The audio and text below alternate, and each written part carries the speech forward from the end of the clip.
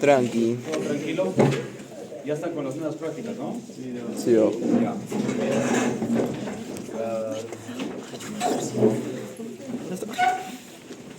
Ya, vamos a avanzar los dos últimos temas que nos faltan. ¿Ya? Entonces ahora estamos terminando la siguiente semana de sus seminarios. ¿Ya? El orden de exposiciones en el orden que hemos hecho el sorteo. ¿Ya? Entonces, como empieza el grupo 1, 2, 3, 4. Empezamos en punto, chicos. ¿Ya? Así que, ¿cómo? Todos, pues, claro. Aquí no haces mal. No puedes, para dividir equitativamente. Por eso yo les dije, o sea, todos tienen que disponer, porque es un tema individual, no es una nota grupal. Ya, si todos tengan el mismo tiempo, ¿no? Eso ustedes ya saben, pues ya no ven los semestres, ya no les voy a decir cómo se expone, ¿no? Así que entonces tienen que distribuirlo de manera correcta, ¿ya? Entonces todos tengan sus diapositivas listas el día lunes acá, ya, para que no estén buscando, descargando el WhatsApp, no sé, a veces pasó un par de grupos que no encontraban dónde estaba su archivo, entonces no, nada de eso. ¿Ya? Todo listo y el tiempo exacto para poder hacer un par de preguntas a los expositores. ¿Ya? Entonces, dime. El día, en la siguiente clase expone el grupo 1 y grupo 2. No, Los cuatro. 4 grupos. Tenemos los temas listos. Claro, 25 minutos cada grupo. Los 4 grupos exponen. El domingo me tienen que mandar sus exposiciones al correo. ¿Ya? Y empezamos en punto, 3 en punto, arrancamos, 25 minutos, luego el otro así para terminar. ¿Ya? Ok, entonces terminamos los dos últimos temas. Hasta acá es lo de la primera unidad, más lo de sus exposiciones, y con eso viene el primer examen de acá de ustedes. ¿Ya? Ok, entonces vamos a ver este tema. Miren, este tema es un tema que puede ser un poco complejo en algunos casos. En algunos casos puede verse este tema en otras especialidades, ¿no? O sea, no es un tema netamente quirúrgico, ¿no? Hablando así a lo grande, ¿no? Porque este tema, incluso si ustedes lo ven así como un tema muy general de shock, pues eso tendría que verlo el médico intensivista, ¿no? Un médico intensivista se dedica pues a esto, los pacientes críticos, pacientes muy complejos, pacientes inestables, ¿no? O sea, la cabeza shock, ya, el paciente está mal, está inestable, entonces tiene algún problema importante, ¿no? Entonces, normalmente un paciente que tiene estas características tendría que ser manejado en una unidad de cuidados intensivos, ¿no es cierto? Eso sería lo mejor, ¿no? Pero no todos los pacientes pasan esas unidades por muchos temas, ¿no? Logística, el tema del hospital está lleno, hay muy pocas camas disponibles en una UCI, no hay intensivista a veces en algunos centros, entonces no todos los hospitales manejan de manera correcta este tipo de patologías, ¿no? Entonces, no vamos a enfocar mucho a ese tema porque es medicina intensiva, ¿no? Nosotros no vamos a hablar pues, de manejo de inotrópicos, manejo de bomba, manejo de una máquina de ventilación, de parámetros, de PIP, nada de esas cosas. O sea, nosotros en cirugía no lo vemos eso, ¿ya? Los podemos manejar inicialmente, pero después tenemos que dar el manejo ya complementario con el especialista, ¿no? Entonces, igual lo han podido ver, hay shock de muchas causas, han visto en medicina, puede haber incluso pacientes neurológicos, pacientes que tienen problemas renales, problemas cardíacos, ¿no? Entonces hay muchos tipos de shock. Entonces lo que más nos importa a nosotros en cirugía es ver dos tipos de shock, ¿no? O sea, el shock hipovolémico, ya, el shock hipovolémico y el shock y el shock séptico, ¿ya? Esos dos son lo que nosotros vamos a manejar, ¿no? Entonces es lo más importante para cirugía, ¿cierto? Entonces, un paciente que está en estado de shock es un paciente que está mal, ¿ya? Un paciente que está muy delicado, ¿ya? Vamos a volver ahorita. Pásalo al escritorio, doctor, y de porque es conexión de... Sí, está muy flojo esto, ¿no? Ya,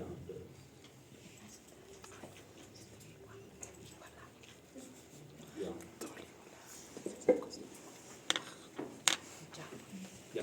Entonces, un paciente en cirugía tenemos que estabilizarlo. Si nos llega un paciente con un shock, digamos, hemorrágico, un shock séptico, tenemos que ver la causa, obviamente, de lo que está predisponiendo este problema, pero tenemos que entrar a operarlo así rápidamente. O sea, por ejemplo, así un ejemplo que es más o menos frecuente en nuestro medio, por ejemplo, un paciente que viene con un volúmulo de sigmoides complicado, un abdomen muy tenso, ¿no? Viene de provincia, de 4 días de enfermedad, llega a la emergencia, ya no tiene presión, está diaforético, está taquicárdico, apenas si está pudiendo decir un par de palabras, entonces ese paciente hay que prepararlo pues en cuestión de minutos, ¿no? Para poder operarlo e intentar salvarle la vida, porque si hacemos todo el protocolo que nosotros estamos viendo con un paciente estable o un paciente, digamos, que viene en la emergencia, que normalmente los que, por ejemplo, le han rotado han visto que un paciente para que entre a sala no es que llegue y se opera a los minutos,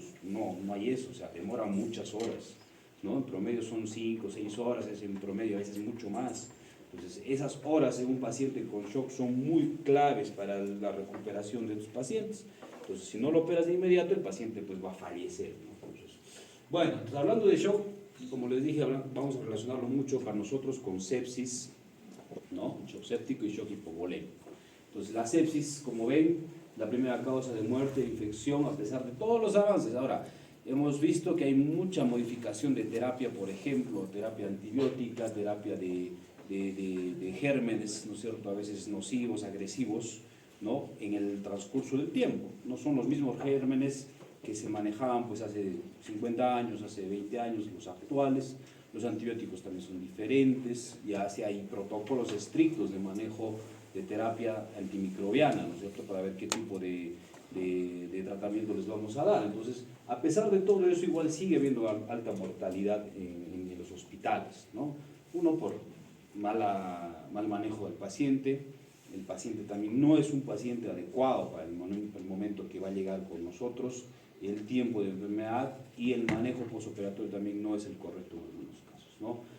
Mueren 215.000 personas en Estados Unidos y en el Perú también. O sea, nosotros, por ejemplo, en el hospital, de la mortalidad que tenemos en total de los pacientes, que más o menos está llegando de los, digamos, del 100%, está entre el 2 al 3%, o sea, en general, estamos hablando de todo en general en el hospital, ¿no?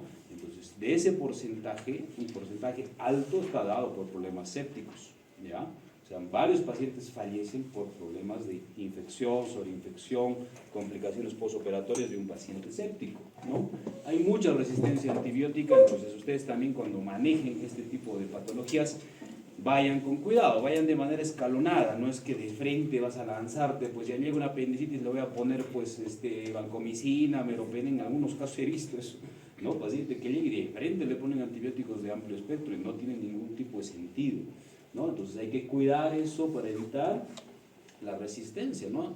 Hemos tenido casos de pacientes que han tenido mucho tratamiento antibiótico, todos los antibióticos, le haces cultivos, hemocultivos, cultivo de secreción y los gérmenes eran totalmente resistentes a cualquier antibiótico, no le daba nada y el paciente pues no tiene mucha chance, ¿no?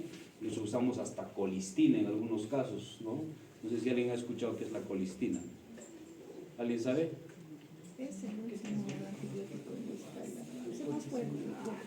¿Pero qué es? Pues, ¿qué es la colistina? Ya, van a buscar qué es la colistina, y a los que no saben van a buscar cuándo se usa, cómo usas ese tipo de medicamento, ¿ya? Entonces, podemos tener casos en los cuales no nos va a ayudar nada. O sea, el hacer la cirugía en un paciente es el primer paso y el gran paso, pero no siempre con la cirugía vamos a solucionarlo al paciente. De repente necesitamos algo más de la mano, como hemos visto ya en la clase de nutrición. Ahora hay que ver, ¿no?, qué antibióticos le vamos a dar, curación de heridas, recuperación, movilización. O sea, hay muchos factores en un paciente quirúrgico para su recuperación. No es solamente operarlo, lo opero y listo, ya ahí queda, ¿no? Y que sea la suerte. No, o sea, hay muchas cosas que tenemos que hacer también. Entonces, acá hay 4 definiciones que las manejamos, que lo manejan muchos textos, ¿no? Por ejemplo, sepsis, sepsis severa, shock séptico y falla multiorgánica, pero muchos colegas no manejan esta terminología, ¿no? Básicamente algunos hablan solamente de sepsis y de shock, nada más. O sea, no se enfocan en las otras 2 definiciones que son importantes. O sea, si nosotros vamos a hacer un diagnóstico o algo relativo a lo que estamos manejando, ¿ya? Tenemos que Si le pongo así se va a borrar, ¿no? Y ahora ¿cómo bajamos esto? Ahí. Ya. Bueno, entonces si nosotros manejamos estos 4 conceptos, va a ser importante para el manejo del paciente, porque saber que es un paciente es una sepsis, ya, pues cualquier germen te puede dar una sepsis. Si vamos a hablar de algo severo, una sepsis severa, vemos que ya es un paciente que no está tan inicialmente leve, ¿no? Ya es algo un poco más complejo su cuadro. Cuando ya está en shock, entonces ya paramos las orejas, decimos que el paciente está muy delicado. Y está en falla multiorgánica, entonces también, pues, pero puede ser un paciente que tiene sepsis y que también está haciendo falla multiorgánica, o que tiene una sepsis severa y falla multiorgánica, o un shock séptico y que también tiene falla multiorgánica. Entonces pueden ir de la mano los mismos diagnósticos que estamos manejando. No avanza. Ya, bueno, entonces esto es lo que se acostumbra, ¿no es cierto?, ver. O sea, en la sepsis tú tienes que ver a la cabeza pues un proceso infeccioso, ¿no? Bacterias, virus, hongos, parásitos, todo lo demás. O sea, cualquier germen agresivo que te va a dar un síndrome de inflamación de respuesta sistémica, ¿no? Y todo lo que vamos a ver más adelante, ¿no? Falangitis, apendicitis, diverticulitis, el mismo trauma que lo vamos a ver en un rato, isquemias intestinales, gran quemado, o sea, cualquier panorama en el ámbito de cirugía te puede dar un desencadenante de una infección en cualquier momento de la evolución del paciente, ¿ya? De inicio, en la parte media de la evolución, en el postoperatorio, en cualquier momento te puede pasar eso. Entonces, ¿cuál es la definición de sepsis? Pues es una afección potencialmente mortal que se produce cuando la respuesta del cuerpo a la infección ataca sus propios tejidos y órganos. O sea, viene un germen, entonces el organismo trata de defenderse, ¿no es cierto?, del germen causal, pero no solamente ataca a lo sano, ataca también a lo que está patológico y sano, las dos cosas. Y ahora, dependiendo del estado inmunológico del paciente o el estado general del paciente, vamos a ver la respuesta. ¿A qué voy? Por ejemplo, tengo un paciente que tiene poco tiempo de enfermedad, un cuadro de apendicitis agudo, ¿ya? Pero el germen es tan agresivo que hemos entrado, sale el apéndice apenas inflamado, pero el paciente estaba en un estado grave, o sea, estaba en un shock séptico con falla multiorgánica y tú entras a operar y ves, pero si el apéndice está apenas inflamado, o sea, de repente es otra causa, pero esa era la causa. El germen puede causar mucho daño también en el mismo paciente, a pesar de que no tengas un estado catastrófico, lo que tú estés encontrando, ¿ya? Entonces eso también tenemos que tenerlo en cuenta. La definición molecular, las moléculas derivadas del huésped y productos extraños de la infección convergen sobre los mecanismos moleculares que producen una activación desequilibrada de la inmunidad innata. O sea, viendo el estado general o el estado inicial que puede tener un paciente, puede modificar el mismo resultado de la patología que estamos viendo en varios pacientes. O sea, como les digo, no todos los pacientes van a tener un mismo desarrollo, un mismo final, digámoslo así, ¿ya? Entonces todo puede cambiar, por más patología similar que tengas, de edad, lo que tú quieras, puede haber mucha variación entre paciente y paciente. Entonces, hay muchos parámetros que nosotros los conocemos, ¿no? Entonces tenemos parámetros generales, parámetros inflamatorios, hemodinámicos y de disfunción orgánica para que un paciente entre en sepsis, ¿no? Todo esto puede tener un paciente. Puede tener 1, puede tener 2, puede tener 10, puede tener todos, ¿ya? Entonces eso también va a variar de acuerdo a cada tipo de paciente. En los parámetros generales, ¿qué cosa vamos a ver? Que el paciente tenga fiebre o hipotermia, que esté taquicárdico o taquipneico, alteración del estado neurológico, o un edema o una hiperglucemia muy marcada. En los parámetros inflamatorios, que esté con leucocitosis o leucopenia, ¿ya? Ahora, los parámetros de laboratorio hay que tomarlo con pinzas, como les dije, ¿no? O sea, no hay que tomarlo como si fuese algo muy definitivo, porque puedes tener pacientes en muy mal estado general con una sepsis severa y no necesariamente vas a tener leucocitosis o leucopenia, de repente está todo normal, entonces eso también hay que tomarlo con mucho cuidado. Recuento del PCR, que es importante para el seguimiento más que para el diagnóstico, ¿ya? Y la procalcitonina también, sobre todo en pacientes sépticos o en pancreatitis complicadas. Parámetros hemodinámicos, bueno, obviamente si el paciente está hipotenso, necesita dopamina, sinotrópicos, ¿no? Entonces, obviamente todo lo que tenemos que ver. Y los parámetros de disfunción multiorgánica, que son todas las fallas de órganos que lo vamos a encontrar en cualquier paciente complicado. O sea, por ejemplo, tú puedes tener una colecistitis severa y puedes tener plaquetopenia, o puedes tener, por ejemplo, una diverticulitis complicada, una pancreatitis crítica, y puedes tener falla renal o falla hematológica. Cualquier falla de órgano que se presente en cualquier patología ya lo hace que el paciente esté en un estado, digamos, severo, ¿no? Que tengas una falla multiorgánica o dos fallas de órgano y el paciente no es un paciente sencillo de manejar. Puedes tener, por ejemplo, ¿no es cierto?, alteración de la creatinina, la falla renal, puedes tener una falla hematológica en las plaquetas, falla hepática, ¿no? Puedes tener falla gastrointestinal, falla neurológica o falla de la respiración, ¿no es cierto?, dependiendo del PAFI. Entonces, todo esto vamos a tenerlo muy en cuenta. Y otro parámetro importante es el último, de la perfusión tisular. Esto, la verdad que a mí me gusta manejar mucho eso, ¿no? Entonces, ver un AGA con electrolitos, y si yo tengo un paciente que tiene lactato muy alto, entonces ahí yo ya veo que es un paciente que no está bien, ¿no? Entonces, ese datito que parece tan sencillo, te puede ayudar muchísimo en la recuperación del paciente, ¿no? O sea, tener un lactato, normalmente un lactato de 2, 3, ya hay cuidado, pero si el lactato está más alto, entonces ya el paciente definitivamente no está nada bien, ¿ya? Entonces todo eso tenemos que manejarlo. De todo esto, ¿cuáles son los más importantes? Que tu paciente tenga fiebre, esté taquicárdico, porque hemos dicho obviamente en cirugía o está séptico, o está con dolor, o está sangrando. La leucocitosis, la plaquetopenia es un parámetro muy importante, porque rara vez vas a tener un paciente que esté muy estable, o digamos que su cuadro de fondo sea algo no grave, que tenga unas plaquetas bajas. Si tienes, por ejemplo, un paciente con una apendicitis y tiene plaquetas en 20.000, o sea, o es que el laboratorio está mal o tu paciente está mal, una de las dos. No hay mucho más que pensar en esos casos. Y lo del lactato que les acabo de comentar, que es un dato muy importante para nosotros. Entonces, hemos visto sepsis, parámetros de sepsis, que ya lo estamos conociendo, o digamos, volviendo a hablar, ¿no? Sepsis severa, cuando es una sepsis agregada con falla de órgano transitoria. Ese término transitorio también es muy variado, ya no todos lo manejan, porque decir transitorio, ¿cuánto es una hora? De repente 6 horas, ¿no? Entonces, normalmente para nosotros en cirugía algo transitorio es cuando no pasa las 48 horas, ¿no es cierto? Normalmente 24 horas tienes una falla renal, digamos, ¿no? Un paciente con una creatinina en 4, ¿ya? Le tomas otro control nuevo, lo has hidratado y estás empezando tratamiento y ya mejoró la creatinina, está en 1.3, entonces ya vemos que ha sido transitorio, la sepsis severa ya se está corrigiendo.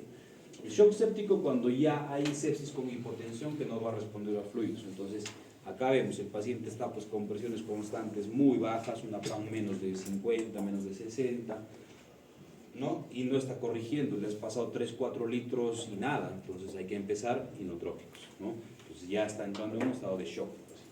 Shock refractario, cuando no responde a la administración de fluidos y fármacos inotrópicos. Le has empezado noradrenalina a dosis respuesta, le has pasado dopamina, incluso algunos ya les ponen adrenalina, dobutamina, ¿no? Y no mejora. Entonces, si hay algo más que el cuerpo no está reaccionando, de repente tiene otra falla, una falla de bomba de repente puede ser, ¿no?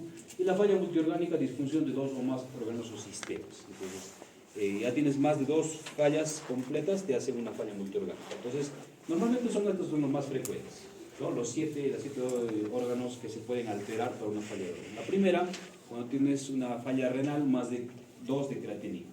La parte respiratoria, cuando tienes un PAFI menor de 300. La parte cardiovascular, cuando tienes una PAM menor de 60 o estás ya usando inotrópicos. La parte hematológica, cuando tienes plaquetas menos de 100.000. La parte hepática, bilirrubinas más de 2. La parte neurológica, alteración de la conciencia. Y gastrointestinal, cuando tiene hemorragia digestiva. Pero en algunos casos tenemos que ver que no sea otra causa. O sea, por ejemplo, tienes una bilirrubina en 3, vas a decir, no, pero mi paciente ya tiene falla de órgano. Pero de repente tu paciente no solamente es esa la causa que te está dando la bilirrubina, de repente tienes un problema hepático agregado y no necesariamente va a ser una falla de órgano. O igual, alteración de la conciencia, de repente tu paciente tiene otro problema neurológico, usa fármacos, no sabemos. Entonces hay que investigar bien antes de decir, ya, mi paciente sí está con falla multiorgánica. Si descartamos otras causas, entonces sí vamos a decir que la causa séptica entonces está provocando la falla de órgano de estos pacientes, ¿ya? el shock. Entonces algo más grave, obviamente, cuando tu paciente tiene una PAM menos de 60, hemos dicho. Ahora, si tu paciente es hipertenso, ahí ya va a haber mucho cambio. Entonces el cardiólogo nos va a ayudar muchísimo ahí viendo si está medicado, no está medicado, no tu paciente, cuando haces un diagnóstico de este tipo. Y para el mantenimiento, obviamente, tenemos que tener presiones siempre, una PAM más de 60, 70, es lo normal, ¿no? Es lo que nos vamos manejando. Ahora, las dosis de lo que son los inotrópicos va a variar mucho, ¿no? Por ejemplo, la noradrena, acá más que todos los números que vemos no son tan exactos, ¿no? Más que todo nosotros manejamos dosis-respuesta, o sea, empezamos con una dosis, digamos, con darle a 0.5 microgramos por kilo para que tengas una PAM ya más o menos estable y vas bajando, o sea, empiezas con 5, luego le puedes bajar a 4, y si tu paciente no responde ya también le vas subiendo, ¿no? Entonces dosis-respuesta usamos en los vasopresores. En cuanto a la etiología, puede ser muy frecuente, ¿no? Gérmenes de diverso tipo. Más que todo vamos a ver infecciones de punto de partida abdominal, porque es lo que más esperamos nosotros, ¿no? Gérmenes de la parte abdominal, la parte pulmonar, un porcentaje alto. Infección de tejidos blandos, 8%, la parte renal, 7%. Bacterias, lo más frecuente en nuestro medio son las gram negativas, a la cabeza, ¿no es cierto?, el E. coli, ¿no? 38% gram positivas y 10% los hongos. Y los gérmenes más frecuentes encontrados, aparte del E. coli, estafilococo, estreptococo, ¿no? Bacteroides y más que podemos encontrar de acuerdo a cada tipo de patología la que vamos a manejar. Entonces acá, por ejemplo, tenemos un paciente en el hospital que tiene un shock séptico, punto de partida a partes blandas, ¿no? Entonces tenía una escara necrótica, grado 4, pero que ha empezado a aumentar, ¿no es cierto?, ha empezado a disecar la parte lateral glútea, incluso te hace una sepsis perianal, ¿no? Te hace una sepsis perianal, y esto puede terminar en un Fournier, una fasciitis y demás, ¿no? Entonces, de algo que puede ser algo muy sencillo de un paciente postrado, con solamente retirarle las escaras, ponerle un parche de coloide, por ejemplo, entonces eso le puede ayudar, pero puede terminar algo más grave. Acá, por ejemplo, hay otro paciente igual, en la emergencia, que tenía un absceso cervical de origen odontológico, ¿no? Entonces ha empezado a disecar, a avanzar, y te ha hecho un problema en el hombro, y te ha hecho una mediastinitis. Igualito un paciente con un shock séptico, terminó intubado, con CBC, con tubo de drenaje torácico, con ostomías, un paciente grave, ¿no? Pacientes con shock. Entonces, de acuerdo a lo que estamos manejando, la fisiopatología, vamos a ver que la respuesta del hospedero, ¿no? Entonces, vamos a manejar de acuerdo a cómo el paciente va a reaccionar al germen agresivo. Entonces, va a haber liberación de exotoxinas, endotoxinas. Las endotoxinas tienen un origen de la pared celular, los organismos gram negativos. Vamos a ver, de acuerdo a la respuesta de los pacientes, vamos a ver las tres fases, ¿no? Que lo conocen. La fase 1, ¿no? Hay una respuesta local. Entonces, acá vienen, pues, ¿no?, la activación de las cininas, ¿no?, las citoquinas, vienen los macrófagos, viene una respuesta paracrina en la fase 2 con alteración de la homeostasis. En la fase 3 ya empieza el CIRS que estamos viendo, y puede haber falla de cualquier órgano. El primer órgano que falla normalmente es el riñón, ¿no?, en casi todos los casos de los pacientes, ¿no? Entonces ahí empieza la falla del paciente. Después tiene falla pulmonar, falla cardiológica y demás, ¿no? Y de ahí después pasa a síndrome de falla multiorgánica o síndrome de disfunción multiorgánica, ¿ya? Entonces hay muchos eventos que pueden pasar. En general, disfunción del sistema nervioso central, daño tisular más hipoperfusión, metabolismo anaerobio, mayor aumento del lactato, ¿no es cierto?, mayor formación de radicales libres, agotamiento del ATP, muerte celular, obviamente, y la inflamación sistémica. O sea, todo esto pasa en cuestión de un tiempo determinado, porque hay casos en los cuales el paciente va a llegar, por ejemplo, a una isquemia, una muerte celular, ¿no es cierto?, en cuestión de horas, en otros en cuestión de días, ¿no? O sea, no hay un tiempo establecido de acuerdo al germen, como les estaba contando. O sea, el germen es un factor muy importante, el hospedero también, depende del tipo de paciente que tengas, es diferente que le dé, pues, una peritonitis, ¿no es cierto?, a un paciente, pues, joven, a un paciente anciano diabético, por ejemplo. Entonces ya no va a reaccionar igual el cuerpo de esta manera. Entonces, la disminución de la volemia va a producir un disturbio, que básicamente va a haber falla de tres partes: del continente, del contenido y de la bomba, para los diversos tipos de shock, lo que estamos viendo. Entonces, El contenido tienes el shock hipovolémico, que es lo que nosotros vemos cuando hay pérdidas, sangrados, hemorragia, trauma y demás. En el continente vemos el shock distributivo, que hay muchas causas de shock distributivo. Y falla de bomba cardíaca, el shock cardiogénico y el shock obstructivo. Entonces, de estos, por ejemplo, tenemos del shock distributivo, viene parte el shock séptico, el shock tóxico, el neurogénico y el anafiláctico. Lo que nosotros más vemos es el séptico. El tóxico neurogénico no lo vemos nosotros, el anafiláctico que puede darse en cualquier momento, o sea, puede ser una anafilaxia por medicamentos, por contrastes, de repente estás operando un quiste diatírico y te hace una anafilaxia, también puede darse, pero son casos más aislados, ¿no es cierto? Entonces lo que nosotros vemos es falla de contenido con el shock hipovolémico y falla de continente con el shock séptico. Entonces lo importante que tenemos que recordar es esto. Entonces, por ejemplo, en el shock hipovolémico vemos que la PVC va a estar baja, el gasto cardíaco va a estar bajo, pero la resistencia vascular va a estar alta.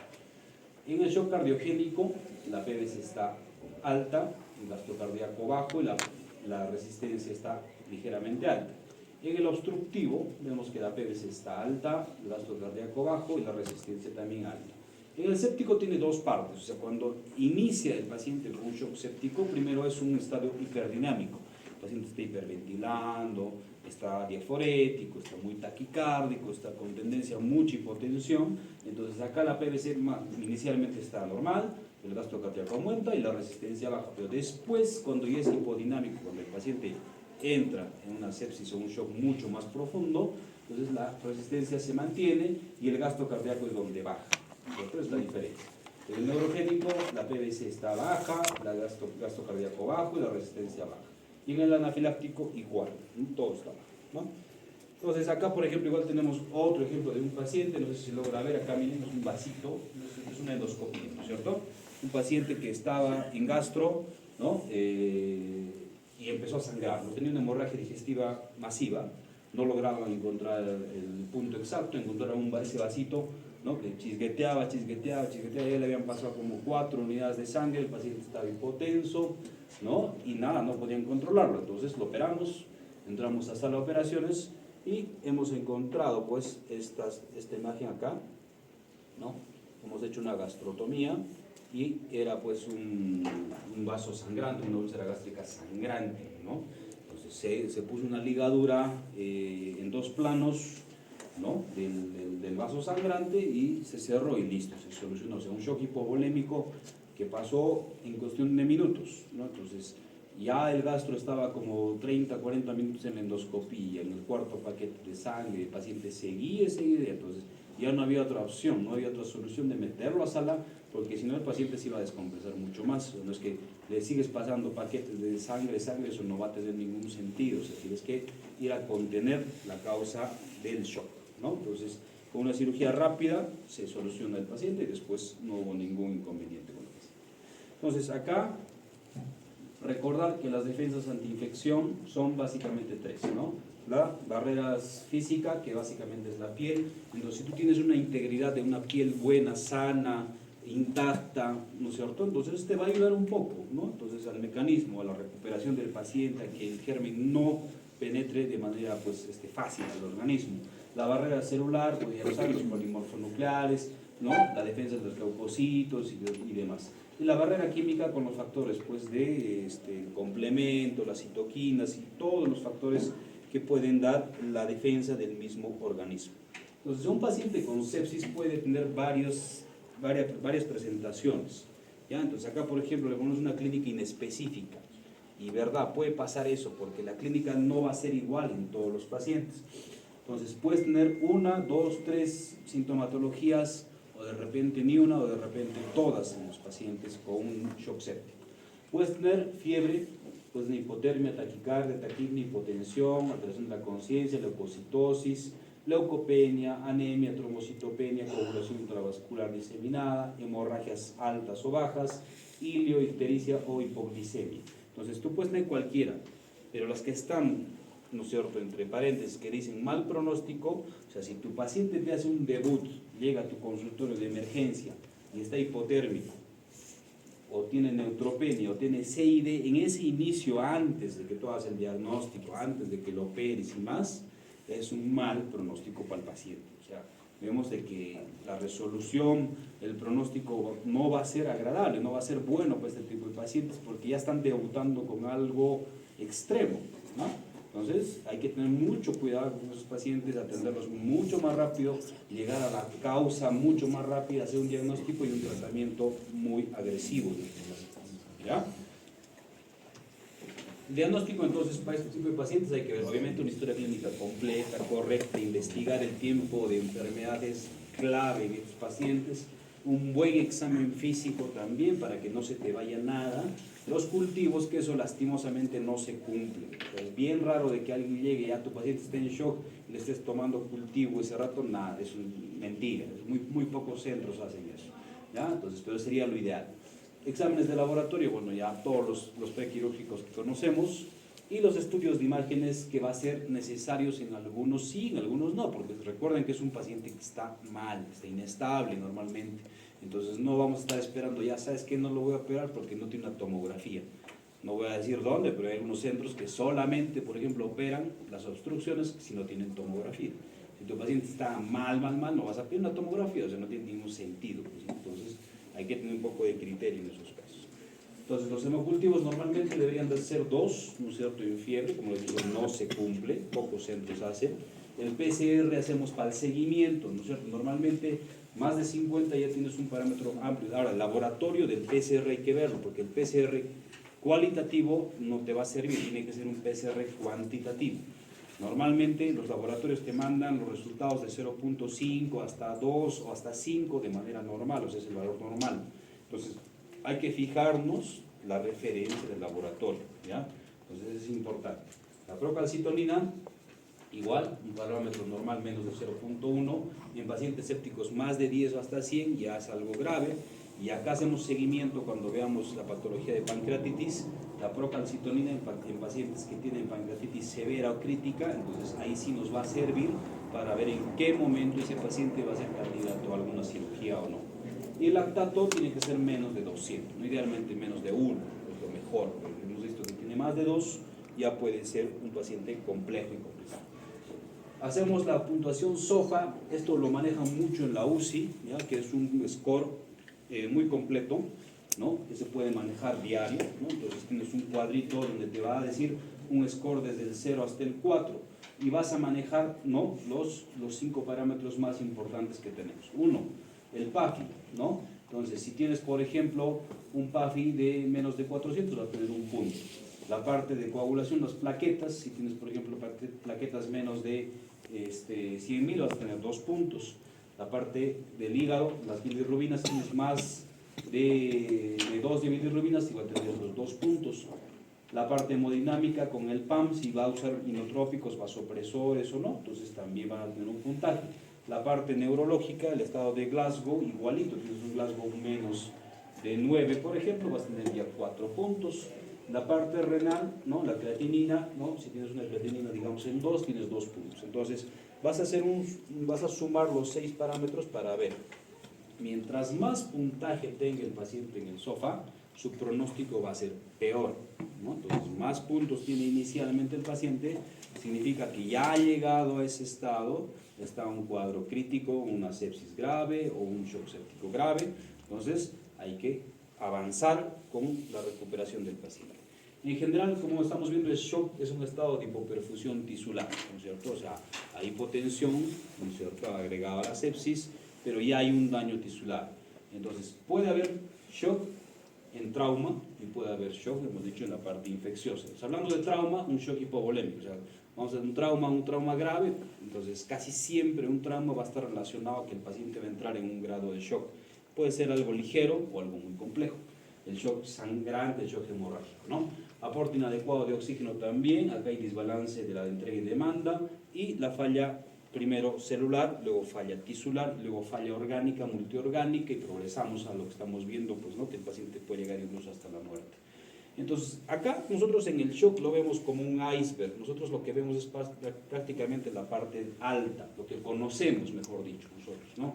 Entonces, ¿qué significa? Hablamos de shock, decimos, ah, sí, el paciente pues está perdiendo sangre, está hipotenso, está hipoperfundido, de repente, ¿no? Hay que aplicarle cristaloides, coloides, tiene que operarse. O sea, básicamente esas 5 cosas son las que nosotros sabemos de un paciente de shock. Pero todo lo que está abajo prácticamente nadie lo maneja, ¿no es cierto? O sea, ¿qué cosa hablar? Del CIRS, hablar de una gasometría arterial específica, hablar de exámenes muy específicos que no hay acá, por ejemplo, la tromboelastografía o la rotación tomográfica, hablar de vasopresores, hablar del uso específico del ácido tranexánico, que es un tema interesante, ¿no? O sea, no es que tú le colocas solamente ácido tranexánico a todo paciente que está sangrando, no, o sea, tiene indicaciones, tiene complicaciones, contraindicaciones, también tiene el uso del ácido tranexánico. ¿Cuánto tiempo vamos a dar de tratamiento de este tipo de pacientes? ¿Cuánto va a ser la resucitación que vamos a dar? ¿Cuánto vamos a hacer de un protocolo de recuperación masiva?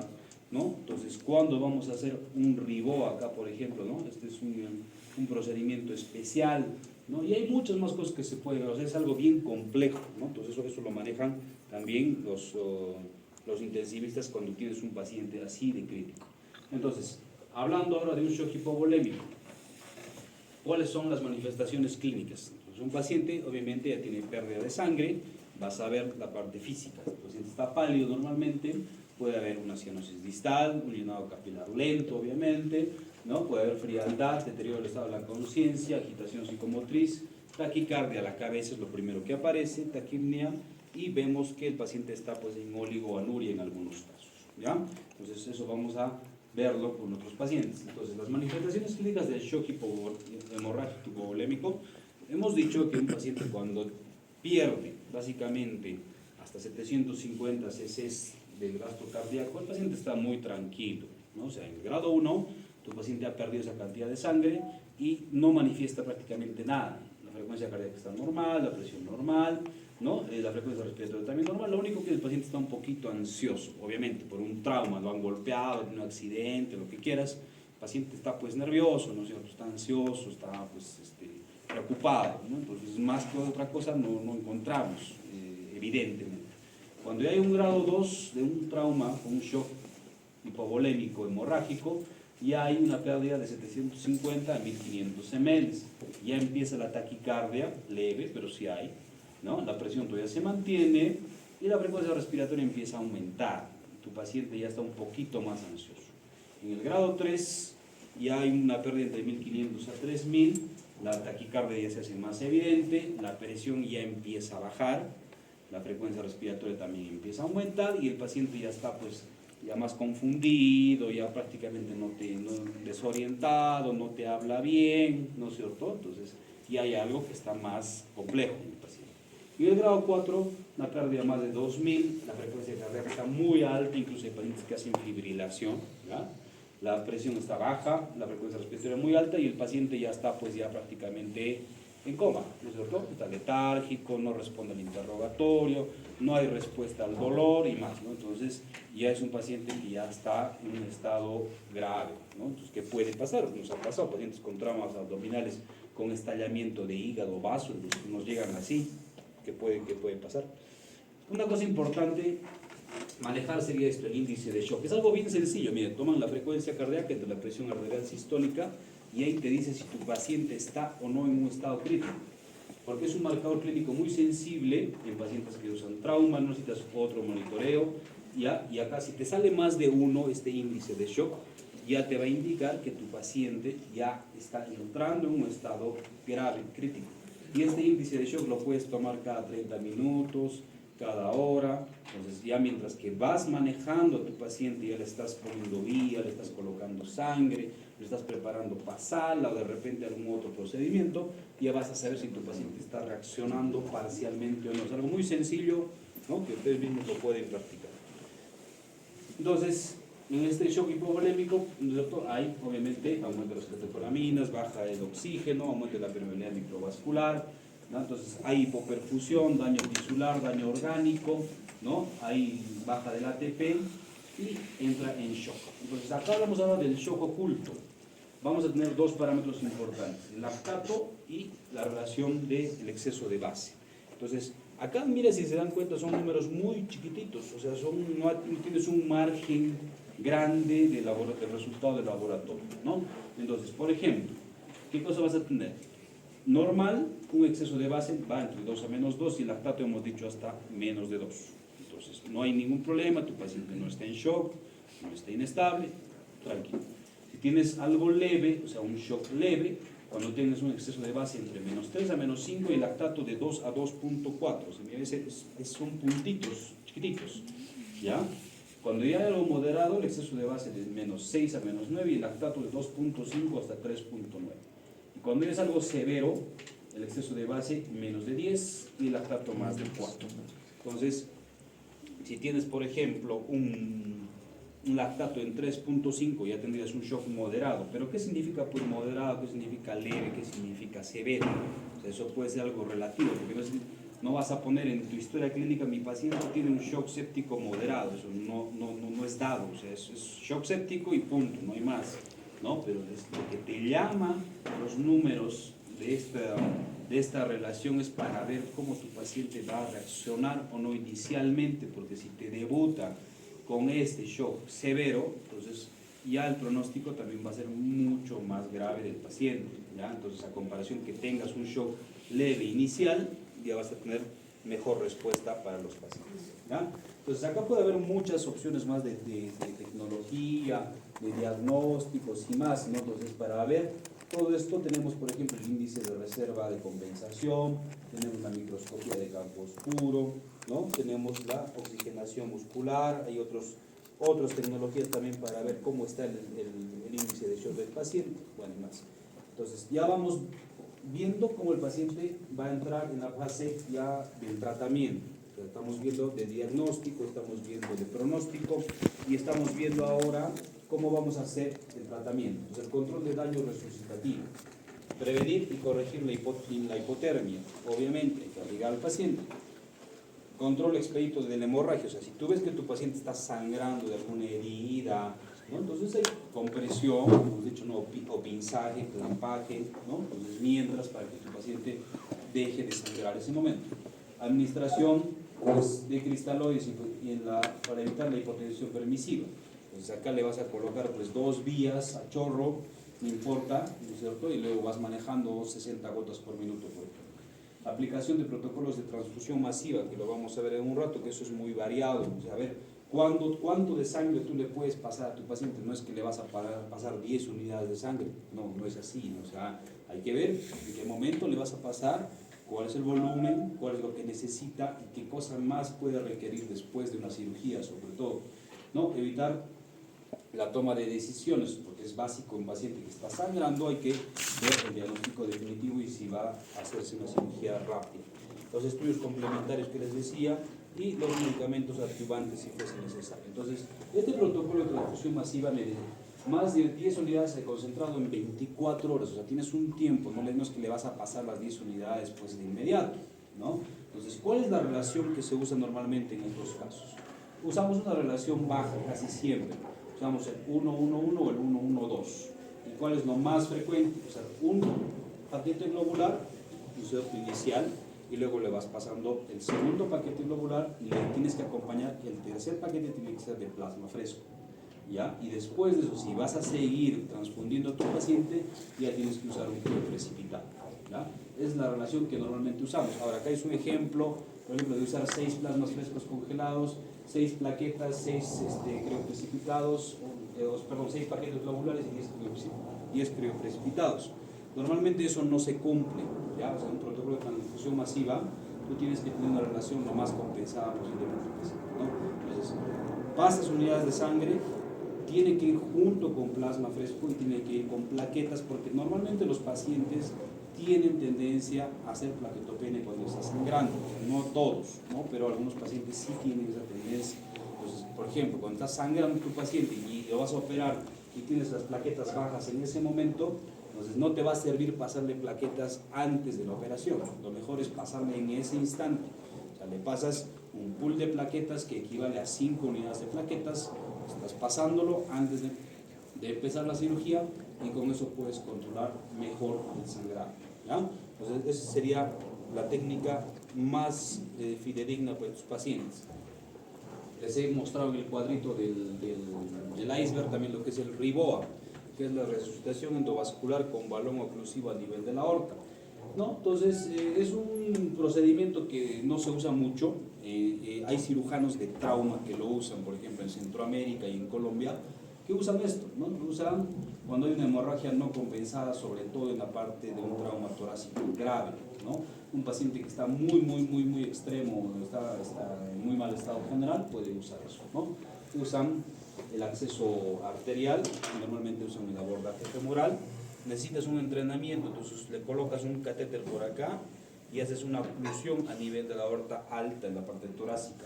O sea, para evitarte una toracotomía resucitativa, entonces le pones ese balón, ocluye y puedes salvar al paciente. Pero el tema es que en cuánto tiempo tú vas a canalizar y demás. O sea, el tiempo normalmente de este procedimiento demora más o menos unos 30 minutos, entre 25 a 30 minutos. ¿En cuánto tiempo te va a hacer una toracotomía, por ejemplo, una laparotomía resucitativa? Pues va a ser 5 o 10 minutos. Entonces va a ser mucho más fácil abrirlo al paciente, ¿no? Intentar solucionar el problema, pero también esta es una forma, digamos, algo un poco más conservadora posible, ¿no? Pues tenemos que evitar esto. Por ejemplo, me están clampando un vaso, suelta, el interno del residente lo suelta y toda la sangre viene para ahí, ¿no? Entonces hay que tener mucho cuidado cuando hacemos cirugía vascular, sobre todo, porque el flujo es muy alto. O sea, operar una parte de una cirugía de disección ilíaca, retroperitoneal, de los vasos mesentéricos, ¿no? Entonces ahí hay mucho flujo, ¿no? En la vena porta, en la vena cava, entonces puede pasar. Entonces, hay una guía internacional para el manejo de sepsis y shock séptico, ¿ya? Que es una guía actualizada que tiene varios ítems, creo que es hasta la O, no me equivoco, para el manejo y supervivencia de los pacientes. Entonces, el tratamiento va a ser, ¿qué cosa? En el A va a hablar de la resucitación inicial. Entonces, acá, como les comentaba, tienes que poner un volumen alto de líquidos cristaloides endovenosos las primeras 3 horas, ¿no? 30 ml kilo inicialmente, a veces le ponemos 40, a veces le ponemos 50. Como les comentaba, en obstrucción intestinal y pancreatitis tenemos que ser mucho más agresivos, ponerle 60 o 70, ¿ya? Entonces ahí va a variar. Y luego la reevaluación del estado hemodinámico que vamos a tener en nuestros pacientes. Si el estado clínico no conduce a un diagnóstico, hay que reevaluar, ¿no es cierto?, para ver que no esté yendo bien o mal tu paciente. Si va a requerir una PAM más de 65 y shock séptico, va a requerir vasopresor. Si tienes menos, una presión muy baja, vas a empezar vasopresores a pesar de que estés dando un tratamiento de resucitación inicial. Y ya la reanimación para normalizar el lactato. El lactato no es que se va a normalizar en cuestión de horas ni días. Hay que ver la causa, sacar el foco, operar a tu paciente probablemente y después de eso recién el lactato se va a normalizar. Entonces, ¿cómo vamos a medir si estamos hidratando bien a nuestro paciente? Con la PVC, la regla del 5-2. Si la PVC es menos de 8, entonces tenemos que dar una infusión a 200 cc en 10 minutos. Si la PVC está entre 8 y 14, le bajamos porque ya está subiendo la PVC. Si la PVC está ya más normal, seguimos bajando el flujo. Luego, si la variación es menos de 2, hay que continuar el mismo goteo. Si está entre 2 a 5, esperamos 10 minutos y reevaluamos al paciente. Si es más de 5, ya suspendemos la hidratación para no encharcar, sobre todo si el paciente es muy anciano o muy joven. B. El cribado de la sepsis y mejoramiento del rendimiento. ¿Qué significa? Que debe haber un manejo multidisciplinario. Entonces, tu paciente es el diagnóstico de shock séptico, lo pasas a trauma shock, le colocas un CBC, le colocas 2 vías y listo, lo pasas al manejo del intensivista. Eso sería lo mejor, ¿no? Algunos centros tienen eso, pero no en nuestro medio, la verdad. Para ver qué tipo de diagnóstico vas a tener. Entonces, la C va a ser diagnóstico. En shock se va a hacer cultivos, obviamente, antes de iniciar la terapia antimicrobiana, 2 cultivos de diferentes accesos. Entonces, haces el diagnóstico, tomas el cultivo y empiezas el antibiótico profiláctico, dependiendo, ¿no? Ceftriaxona, metronidazol o ciprometronidazol, que es la combinación más frecuente para nosotros. D, la terapia antimicrobiana, entonces lo que estamos comentando, ¿no? Ya sabes que la primera hora es importantísima, entonces antes de que pase la primera hora tienes que empezar el tratamiento antibiótico, ¿ya? Cada hora de retraso se asocia a mayor mortalidad. Los beta-lactámicos puedes aplicarlos en bolo o en infusión, y la terapia empírica, lo que estamos conversando. Un tratamiento empírico fallado da 5 veces más mortalidad, y no dar profilaxis en estados inflamatorios graves de origen no infeccioso. O sea, si ves que es una causa traumática, una causa de anafilaxia, no es causa séptica, los antibióticos no van a ayudar en nada. No usar terapia combinada por más de 3 a 5 días, obviamente. La duración de terapia empírica, normalmente 7 a 10 días, dependiendo del tiempo de enfermedad y del tiempo que se va a quedar tu paciente hospitalizado. Por ejemplo, si vas a arrancar imipenem, pues mínimamente tu paciente va a estar con 7 días endovenoso. Normalmente son 10 a 14, incluso la terapia más ampliada hasta 21 días. Pero con 10 a 14 días de una terapia agresiva es suficiente. Suspender la terapia antimicrobiana si se demuestra una causa no infecciosa, sale el cultivo negativo, ya pues ya para qué vas a seguir, ya le has dado el tiempo necesario.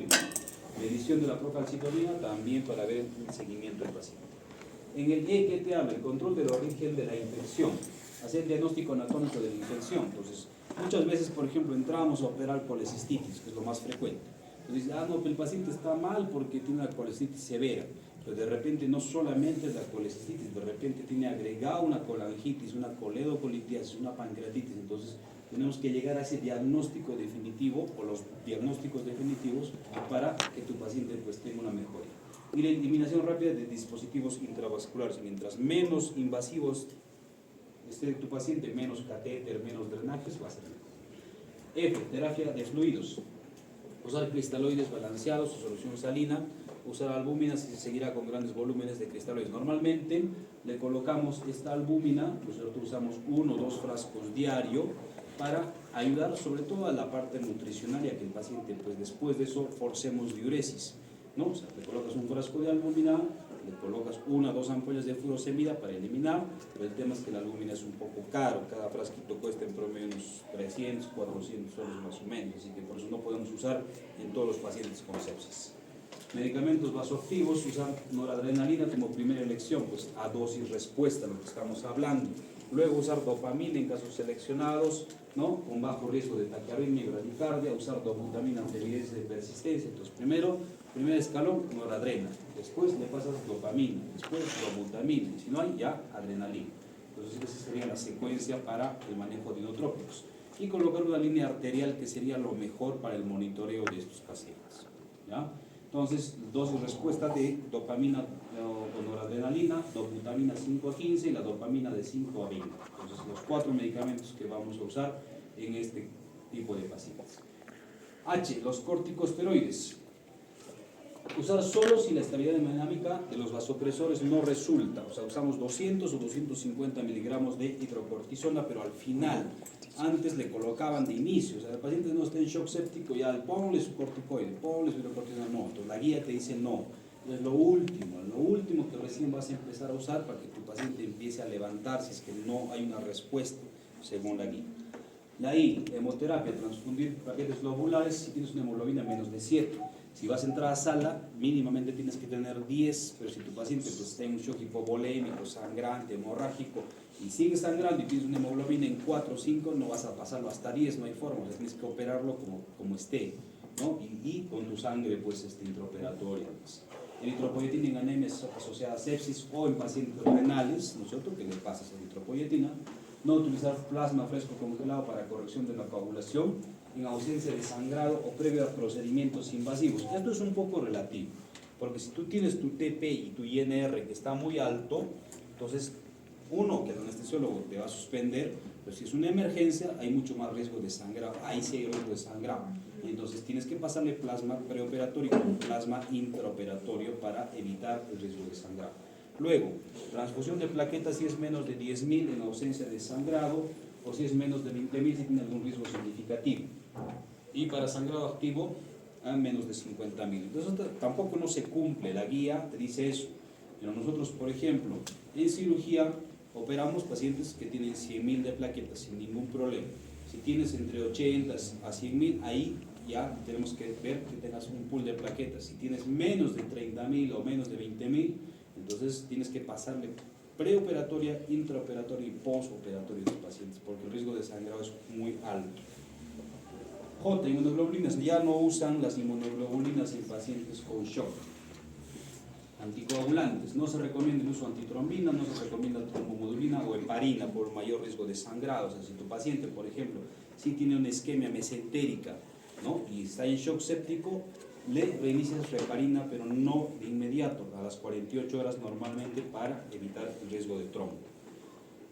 L, ventilación mecánica, usar volumen de marea 6 ml por kilo, ¿no? Usar un PIF más elevado en síndrome de distrés respiratorio. Entonces este PIF es el porcentaje que se maneja en la máquina de ventilación, y normalmente tienes que manejar un PIF bajo para poder extubar a tu paciente. O sea, si tienes un PIF muy alto, entre 8 o 10, no va a salir del tubo tu paciente, ¿ya?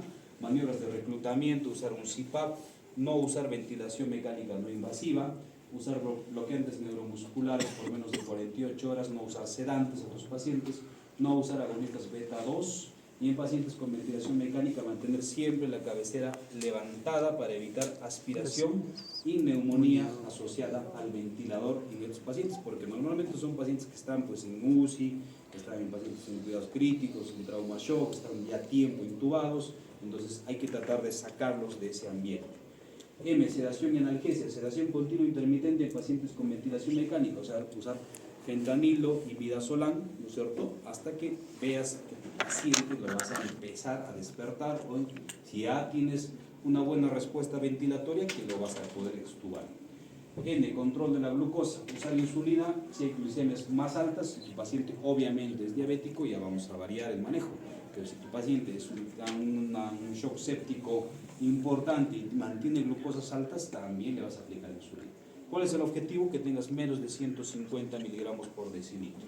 Y el monitoreo, pues hemoglucotest cada 4 horas, cada 6 horas. Y idealmente sacar una glucosa central.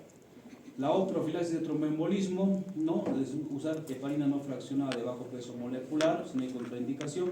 Profilaxis farmacológica y mecánica, es lo mejor, lo más fácil, ¿no? Los pacientes entran bien vendados, o usar medias de compresión intermitente, ¿no? Movilización precoz, también eso va a ayudar en este tipo de pacientes.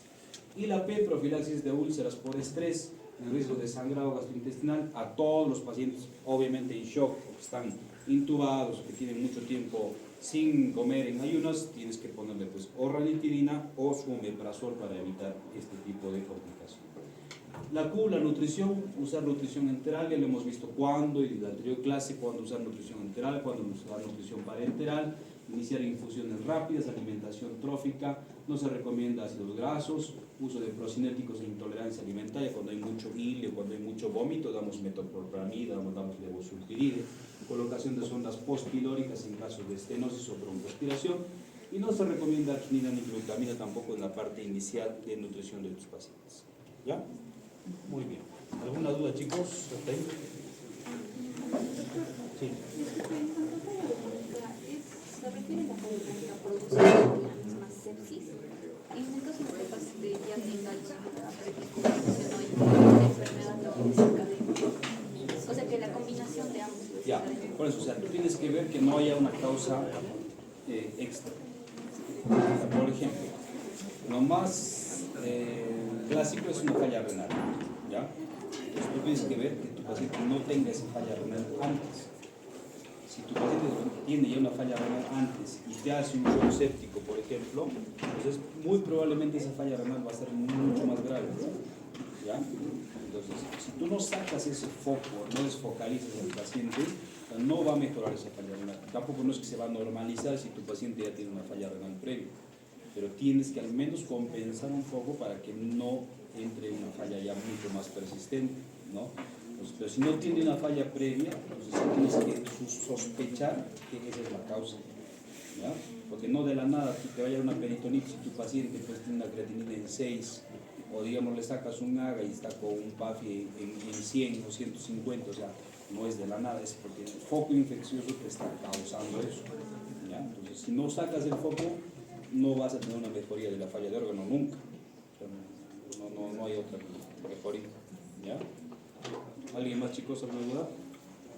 ¿Quieres? 4 y 3. 5 minutos. A ver. ¿Seguimos? 5 2 minutos. minutos. 5. 3 minutos. 5. 3 minutos, ¿ya, chicos?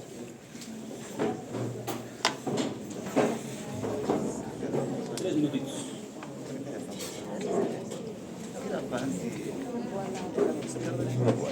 Estás muriendo en plena clase.